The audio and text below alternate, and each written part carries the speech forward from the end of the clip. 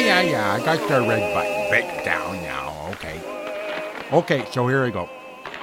Okay, so welcome to the second installment there, and sorry about the first one, but anywho, so management suggested that if I'm going to be the voice of the Skirr there, that said perhaps introduce myself, give you a bit of a history of who I'm all about. So that's what I'm going to do. So, I am Lester P. Perkins, captain of the Skirr, proud members of the King George Table Hockey Association here in Saskatchewan in the Greater Dominion of Canada. And I was, they tell me I was born in Louisiana. I'm not quite sure, don't remember at the time, that kind of thing. But the first thing that I noted of myself is probably worth saying is that, yep, I'm related to the great minstrel Carl Perkins there. He's my second cousin twice removed. So the story behind that there was two incidences where I was removed from his house there, booted out basically for drunken disorderly at a house party. So that happened twice, but I wasn't the first cousin to do that. It was my other cousin there, Freddie Perkins. He got booted out of Carl's place 2 times too. So I am the second cousin twice removed of Carl Perkins. Now, the second story I thought about telling you, a bit of the background there, is probably known around Dominion here, but we'll see how many outside the world know it, and I'll give you a little inside scoop, which they suggest it would be a good thing for this type of program. So yes, I was the King of Canada for some time, and probably one of my most notable situations there was Peacekeepers. And how that all came about was thusly. So, coincidentally enough, I was visiting another cousin of mine there down in New Orleans, Beauregard Perkins, and we're sitting around with some boys, playing some cards and doing some drinking and shooting the poop there.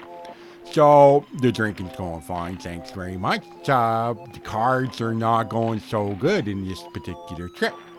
And the chat around the table is the usual banter. And Beauregard there, he's talking about, he's complaining about his job, and you can imagine that, eh? So anyways, turns out he's working at this factory that's making stuff for the American military, but it's not like guns and stuff, it's just like spoons and stuff like that there. So anyway, he's working there for a while, gets promoted up to quality control. So now all his buddies on the factory line are all jealous and stuff now that he's a highfalutin quality control guy. So anyway, they get this gig and they got to produce these helmets, and the helmets go fine, and old Beauregard signs off on it, tickety-boo. Sends them off to the military, they send them back. Now, as it turns out, during production, there's something wrong there with the paint machine there. So all these helmets turned out blue. And all of Beauregard's buddies there, they don't say nothing because they're jealous. And old Beauregard, he's like totally colorblind, so he doesn't notice the difference. So anyways, he's complaining about this as we're playing cards and saying now he's stuck with these 2,000 blue helmets. So I'm pretty fast on my feet there, and I says, hey, Beauregard, how about this then? I says, I'm the King of Canada there. We don't have much of a military up in Canada, so how about I take them helmets off your hand and you forgive my debt here at the card table? Well, that's a fine situation all around. So now I goes back to Canada with 2,000 blue helmets. So I talk to the people working for me there in the PR department. I say, look, here's the basic outline. You fill in the details.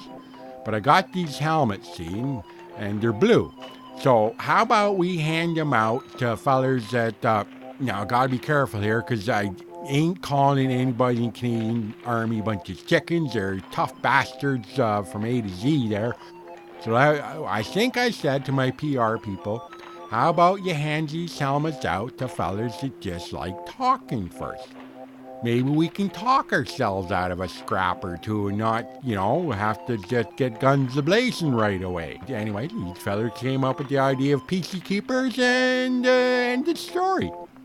Now, for the last story I'm going to tell you, again, for you internet peoples, it's a bit of a longer tale there, so have some patience, little Lester there, for telling the story. But I want to tell it as factually as I remember it. So here's the story right from the horse's mouth, as it were.